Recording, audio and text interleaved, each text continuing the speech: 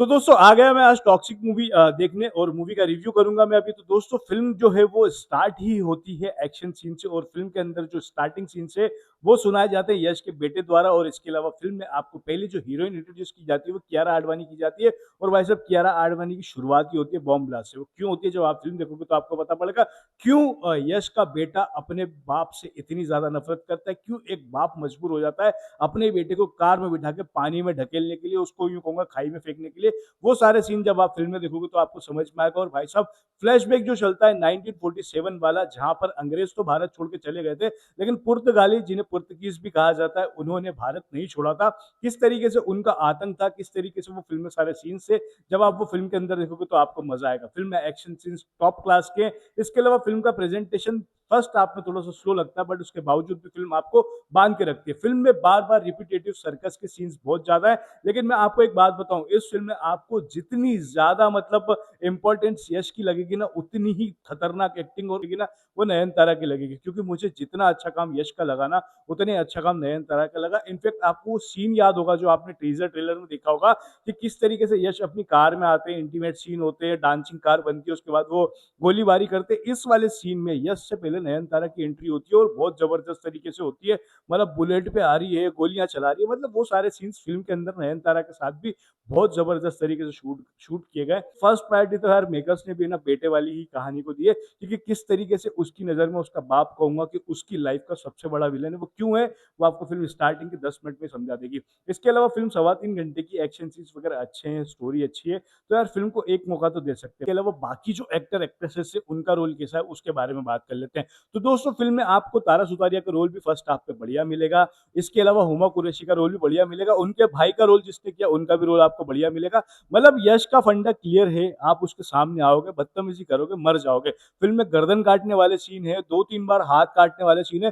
हाथ काटने वाला जो सेकंड टाइम वाला सीन है ना, वो तो बहुत ही जबरदस्त तरीके से शूट किया। मतलब इतने से चाकू से पूरा हाथ ही काट दिया जाता है। इसके अलावा गर्दन काटने वाला सीन भी बढ़िया। सर्कस की एक फाइट है फर्स्ट हाफ के अंदर, वो बहुत जबरदस्त तरीके से शूट की गई है।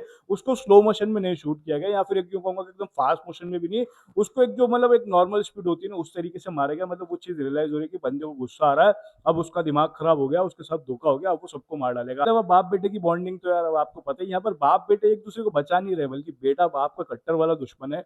वो क्यों है उसके लिए फिल्म देखना। फिल्म में ये सारी चीजें यूँ कहूंगा कि यश और नयनतारा क्यों करते हैं, क्योंकि ये दोनों भाई बहन होती है, ये सब ये चीजें क्यों करते हैं उसके लिए भी आप फिल्म देखना।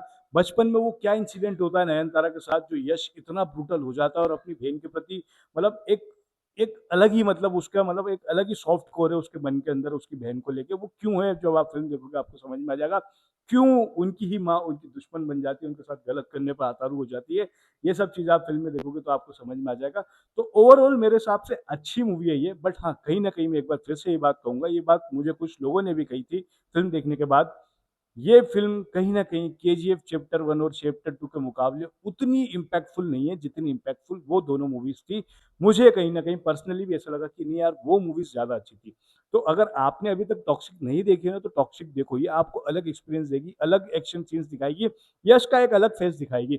बट अगर आप केजीएफ वाली इमेज लेके जा रहे हो ना, तो वो मत लेके जाओ, वो शायद आपको कहीं न कहीं निराशा ही देगी, इसके अलावा और कुछ नहीं देगी। तो दोस्तों फिल्म के अंदर जो यश के बचपन का रोल किया है वो किया है कृषिव जिंदल ने, जिसने बहुत बढ़िया काम किया। मतलब फिल्म के अंदर एक सीन है, कब्र खोदी जाती है, कब्र के बाद उस जो मतलब लाश होती है उसमें से स्मेल आ रही होती है।